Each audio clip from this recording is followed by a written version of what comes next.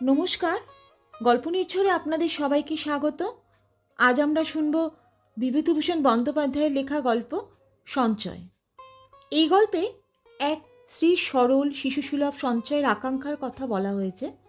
স্বামীর কাছে নিজের জন্য সামান্য অর্থ চাওয়ার মধ্যে লুকিয়েছিল তার ছোট্ট স্বপ্ন। হঠাৎ মৃত্যুর পর বহু বছর পরে একটি পুরনো টাকার পুঁটুলি আবিষ্কারের মাধ্যমে সে অসম্পূর্ণ ইচ্ছাই যেন নীরবে বেঁচে থাকে। চলুন শুরু করি আজকের গল্প সঞ্চয়। অতুল স্ত্রীকে রেখে বলল, সে টাকা কোথায় গেল? বাক্সের মধ্যে যে টাকা ছিল। স্ত্রী দ্বিতীয় পক্ষের বউ, স্বামীকে বেশ ভয় করে। সম্প্রতি টাইফয়েড থেকে উঠে অনেক কথাই মনে করে রাখতে পারে না সে। ভয় পেয়ে বললে, কেন? বাক্সের মধ্যে তোয়ালে বাঁধা ছিল, নেই? দেখছি না তো, তুমিও দেখো না খুঁজে। যা গিয়েছে তা আর পাওয়া যায় না। সে টাকাও পাওয়া গেল না। বাক্সের মধ্যে তো নেই, কোথাও তা নেই। বিমলা সারা দুপুর ধরে শত জায়গা খুঁজেও তার কোনো কিনারা করতে পারলে না। সন্ধ্যার সময় ম্লান মুখে এসে স্বামীকে বললে, সে তো পেলাম না। পাবে না আমি জানি, আমার জিনিস তোমাদের কোনো মায়া নেই। যেদিন নিরুপমা গিয়েছে সেদিনই সব গিয়েছে। এখানে বলে রাখি, নিরুপমা হলো অতুলের প্রথম পক্ষের স্ত্রী। তা তোমার বাক্সে অতগুলো টাকা রইল, কাপড় আছে, সায়া, সেমিজ, পাউডার কৌটো সব ঠিকই রইল, তোয়ালে বাঁধা টাকাটাই গেল চুরি। সদ্য টাইফয়েড থেকে উঠেছে বিমলা। তার অধিকাংশ কথাই মনে থাকে না। তরঙ্গের মধ্যে তার জামা কাপড়, সাবান, এসেন্স ছিল, সবই সত্যি বটে, কিন্তু সে ভেবে দেখল গত 3 মাসের মধ্যে সে রোগশয্যায় পড়েছিল মাস 2। মরণের দ্বার থেকে ফিরে এসেছে তাও সে জানে। স্বামী সর্বদা শিওরে বসে পাখার বাতাস করে, মাথায় ঘটি ঘটি জল ঢেলে কত রকমের সেবা শুশ্রূষা করে তাকে বাঁচিয়ে তুলেছে। একথা তার ভাষা ভাষা মনে আছে। অসুখ সেরে উঠে আজ দিন 20 সে বাপের বাড়ি এসেছে। সেই তরঙ্গটাও এখানে এসেছে সঙ্গে। অসুখের আগে একদিন অতুল খাজনা আদায় করে অনেকগুলো টাকা আনে। বিমলা বায়না ধরল, ওগো কিছু টাকা আমায় দাও, দিতেই হবে, ছাড়বো না কিছুতেই। অতুল দ্বিতীয় পক্ষের স্ত্রীর অন্যায় আবদারে একটু বিরক্ত না হয়ে পারলে না। সংসার খরচের টাকা, জমাবার মতো বেশি টাকা যদি থাকতো তবে সে কথা স্বতন্ত্র। তা যখন নেই, অত বড় মেয়ের বোঝা উচিত। কিন্তু স্ত্রীর বায়না ধরলে ছেলে মানুষের মতো, এ টাকাগুলো আমি আমার বাক্সে তুলে রাখবো, দাও না আমায়। ওগো। অতুল 5টি টাকা অন্য খরচের জন্য রেখে বাকি টাকা স্ত্রীর হাতে তুলে দিল। অতুলেরই একটা আধময়লার রুমালে বিমলা টাকাগুলো বেঁধে তাকে ছোলার কলসির মধ্যে রেখে দিল।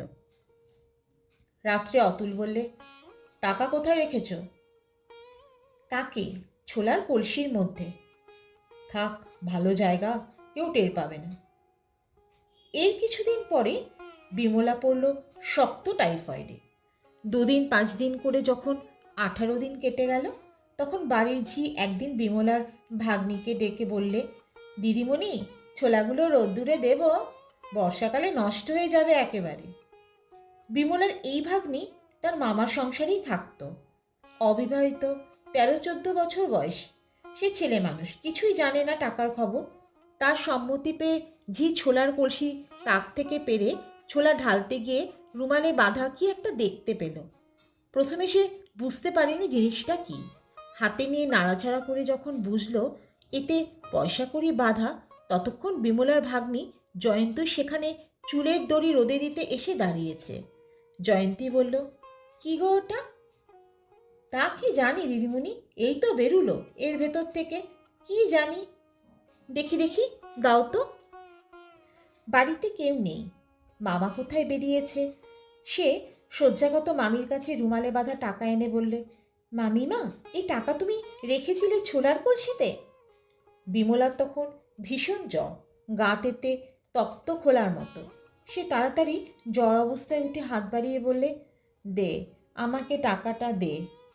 অতুল সেই সময় ঘরে ঢুকে সব শুনে বলল, তুমি শোও শোও, টাকার জন্যে কি, শুয়ে পড়ো।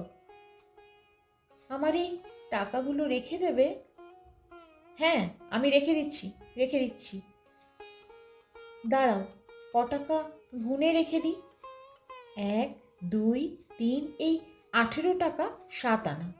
কোথায় রেখে দেবে? আমি ঠিক জায়গাতেই রেখে দেব।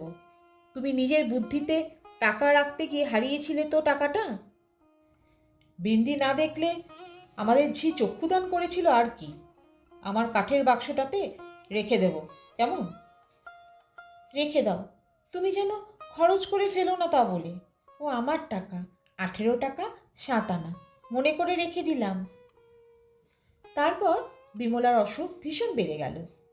অতুলের পাড়াগাঁয়ের ছোট্ট সংসার, মেটে ঘর, খড়ের চালা। সংসারে আছে মাত্র ভাগ্নি আর তার স্ত্রী, আর দ্বিতীয় পুরুষ মানুষ নেই। সে পড়ে গেল মহা মুশকিলে। রোজ মহকুমা থেকে ঘোড়ার গাড়ি ভাড়া করে ডাক্তার আনতে হয়। খরচ যা পড়ে তাতে সামান্য খাজনাপত্রের আয়ে কোনো মতো কুলোয় না। কদিনেই বেশ কিছু ঋণগ্রস্ত হতে হলো। বিমলার জ্ঞান চৈতন্য নেই।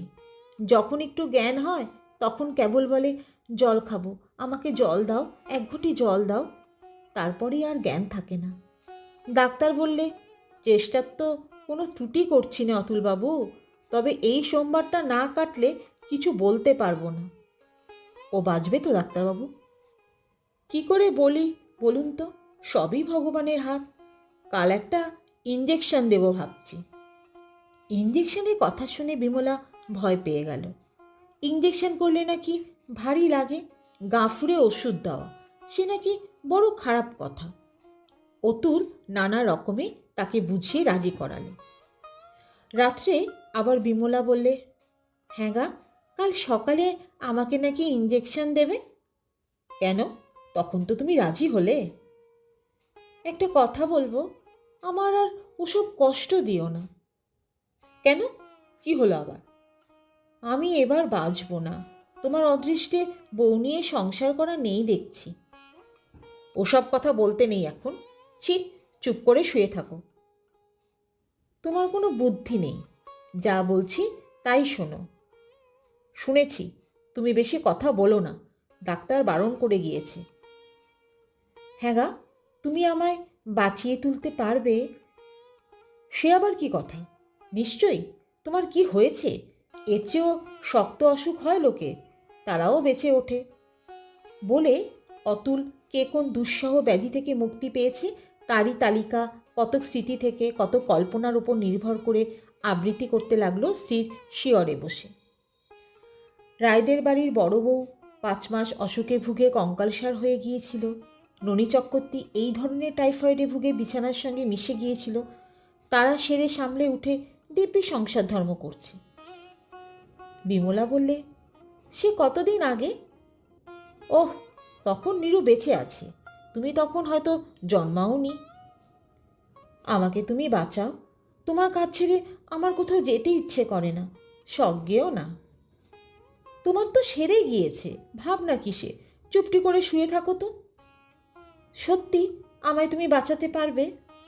অতুল দেখল বিমলার রোগজীর্ণ কপল বেয়ে চোখের জল গড়িয়ে পড়ছে। মুখের ভাব এত বদলে গিয়েছে যে ওকে সেই বিমলা বলে চেনাই যায় না। ওর মাথার চুলের মধ্যে আঙুল চালিয়ে দিয়ে আদর করতে করতে অতুল বললে, অমন কথা বলে না, নিশ্চয়ই বেঁচে উঠবে। বিমলা নিশ্চিন্ত হয়ে ছেলে মানুষের মতো ঘুমিয়ে পড়ল। সোমবারের বিপদ ঈশ্বরের ইচ্ছায় কেটে গেল এবং ক্রমে বিমলা ব্যাধিমুক্ত হয়ে পথ্য পেলে 2 মাস অতি কঠিন রোগভোগের পর। অসুখ সেরে উঠে বিমলা মস্তিষ্ক কেমন দুর্বল হয়ে গেল, কোনো কথাই সে মনে রাখতে পারে না। 8-10 দিন এভাবেই কাটল। সকালবেলা আহারাদির পরে হয়তো একটু চুপ করে শুয়ে থাকে, তারপর দুপুরের দিকে উঠে বিছানায় বসে জয়ন্তীকে ডাকাডাকি করে, ওরে ও বিন্দি, শুনে যা, ও বিন্দি। কি মামিমা, কত বেলা হয়ে গেল, আমায় ভাত দিবি নে? সে কি মামিমা, তুমি রোগা মানুষ, 9টার সময় যে তোমাকে ভাত খাইয়ে গেল। না, আমি খাইনি, দে ভাত দে। তুমি ভুলে গেলে মামিমা, ভাত দিয়ে গেলাম যে, তুমি যে খেয়ে শুয়েছিলে। হ্যাঁ, তোদের সব মিথ্যে কথা, আমায় খেতে দিবি না তাই বল, দে দুটো ভাত। বিমলা ছেলে মানুষের মতো কাঁদতে শুরু করলে।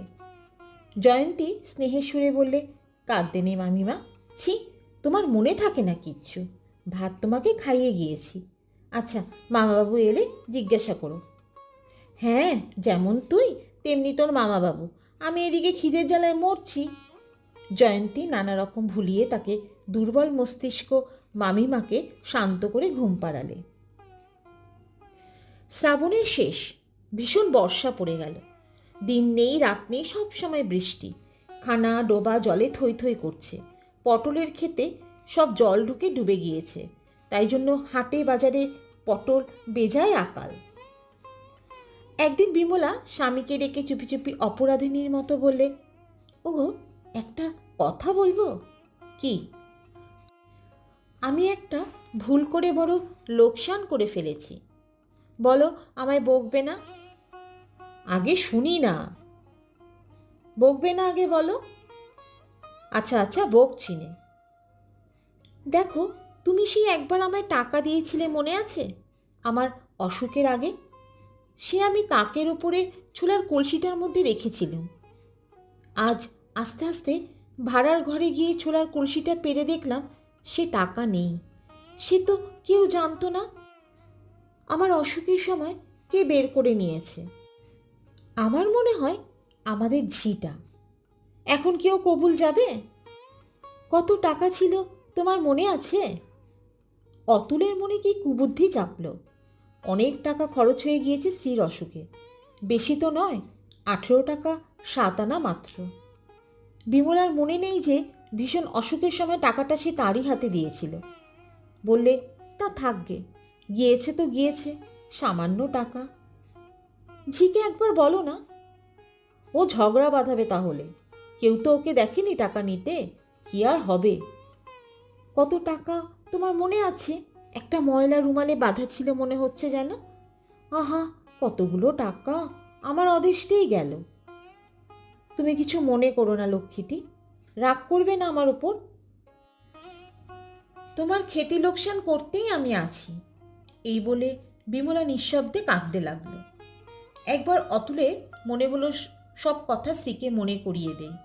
বলে, ভেবো না লক্ষ্মীটি, ঠাট্টা করছিলাম, টাকা যে সেই তুমি আমার হাতে। কিন্তু তখনই ভাবলে, হবে হবে, এরপরে দেব। এই ধাক্কাটা সামলে নিই তো, সামান্য টাকা দিলেই হবে এরপরে। ভাদ্র মাস পড়বার আগে ঘুঘু ডাকা সুদীর্ঘ শ্রাবণের এক দ্বীপ্রহরে নৌকাযোগে সে তার স্ত্রীকে নিয়ে বাপের বাড়ি রেখে এলো। এত বড় অসুখ থেকে উঠল, বাপ মায়ের কাছে একবার যাওয়া উচিত। কিন্তু বিমলা আর ফেরেনি। শীতের প্রথম সামান্য জ্বর থেকে দাঁড়ালো নিউমোনিয়া। দুর্বল শরীর সামলাতে পারলে না সে ধাক্কা। অতুলের সঙ্গে দেখাও হয়নি শেষ সময়টা। স্বামী বা 2-5টা সঞ্চিত টাকা যা পাউডারের কৌটোতে ছিল নিজের তোরঙ্গর ভেতরে, সব ফেলে রেখে চলে গেল। এরপরে 7 বৎসর অতীত হয়ে গিয়েছে। অতুলেরও বয়স অনেক বেড়েছে। মাথার চুলে পাক ধরেছে, দেখলেই মনে হবে যৌবন বিদায় নিয়েছে কিছুকাল আগে। এখন রাস্তায় কন্ট্রাক্টরি করে হাতে দুটো পয়সা করেছে ও। আগের চেয়ে অবস্থা ঢের ভালো। গ্রামের মধ্যে একজন সঙ্গতিপন্ন লোক সে বর্তমানে। এবার স্থানীয় ইউনিয়ন বোর্ডের প্রেসিডেন্ট নির্বাচিত হয়েছে। শীতকালের দিন সে বসে চৌকিদারের মাসিক বেতনের বিল পরীক্ষা করছে। এমন সময় পাশের ঘর থেকে সরোজিনীর উত্তেজিত কণ্ঠস্বর শোনা গেল। সরোজিনী অতুলের তৃতীয় পক্ষের স্ত্রী। বর্তমানে 2টি ছেলে ও 1টি মেয়েও হয়েছে। সে চিৎকার করে তার স্বামীকে ডাকলে, শোনো শোনো, শিগগির এদিকে এসো তো, দেখো দেখো। কি না জানি বিপদ ঘটেছে ভেবে অতুল ছুটে গিয়ে দেখল স্ত্রী ঘর পরিষ্কার করতে করতে পৈতৃক আমলের যে বাক্সটাতে, তাতে সাবেক আমলের জমি জমার খাতা, পুরনো চেক, দাখিলা, কাগজপত্র ইত্যাদি আছে, তার মধ্যে থেকে কীটদষ্ট বিবর্ণ একটা ন্যাকড়ার পুটুলি বার করে হাতে তুলে ধরে বলছে, এই দেখো, আমি আজ ভাবলাম পুরনো বাক্সটা ঝেড়ে ঝুড়ে সাফ করি। কাগজপত্রের ভেতরে এই দেখো কি ছিল। কি বলো তো এটা? বোধহয় টাকা কড়ি। খুলে দেখি, দাঁড়াও। পরে ক্ষিপ্র হস্তে পুটুলির গেরো খুলে বলল, দেখো কত টাকার খুচরো, দাঁড়াও গুনি। এই বলে আনন্দপূর্ণ উত্তেজিত কণ্ঠে সে গুনতে লাগলো। 1, 2, 3, 4, 5। গোনা শেষ করে খুশির দৃষ্টিতে স্বামীর দিকে চেয়ে বললে, হো হো, এ কিন্তু আমি দেব না। কর্তাদের আমলে রাখা নিশ্চয়ই, এতদিন তোমরা কেউ টের পাওনি।